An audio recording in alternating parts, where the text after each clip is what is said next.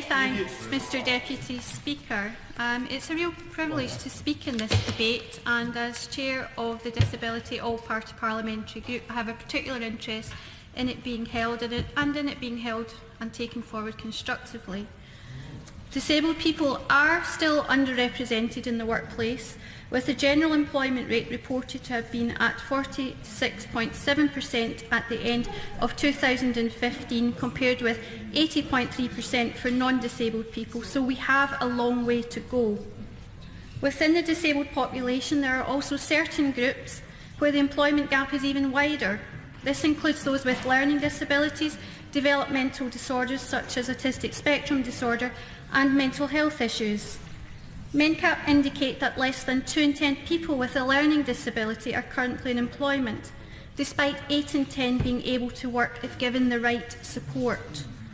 While recent data also indicates that only 15% of people on the autistic spectrum are in full-time paid work, and 26% of graduates on the autistic spectrum are unemployed.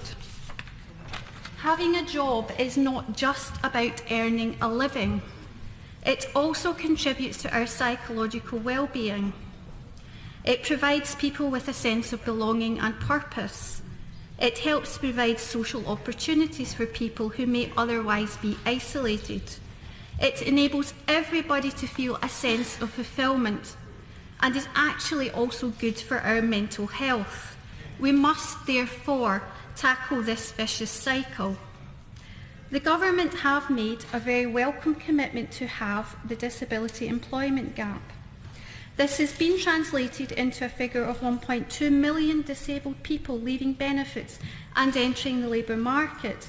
And if achieved, what a welcome boost to our economy that would be. We must make sure that we harness the potential of people with disabilities. However, the TUC analysis shows that at current rates of progress, it will take until 2030 to achieve this target. This is very concerning. We therefore in this House need to take significant action. I share the frustration that the White Paper has not been compiled within the timeframe promised. I fear it is indeed a great letdown for disabled people. I also share the view that to remove benefits before putting in adequate supports is unhelpful and actually disabling. The All-Party Parliamentary Group on Disability have been working on this issue, and we have identified many elements which we believe are required to make suitable progress. I will name but a few.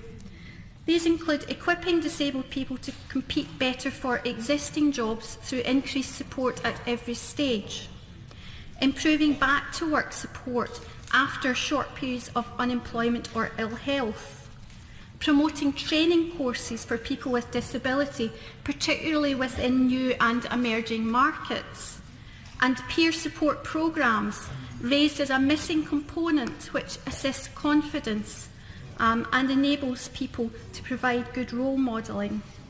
It was also raised this afternoon at a roundtable event that we don't have many people with disability employed within job centres who could support others to gain work. This would be another good initiative. We need the availability of apprenticeships, training and supported internship programmes for people with disability. This is crucial. And we need to significantly overcome the negative attitudes of many employers to the recruitment of disabled people. So I would ask that MPs across this House hold job fairs, as I will be doing, with a specific focus on social enterprise and support for those with disabilities and for employers who wish to offer them employment. We should also be leading by example in this House, promoting jobs and apprenticeships at Westminster for disabled people in all aspects of the running of this House.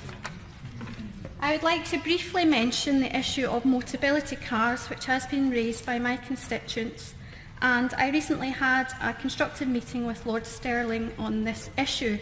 I would like to further discuss it with the Minister if possible. This is a lifeline to independence and people must have it maintained.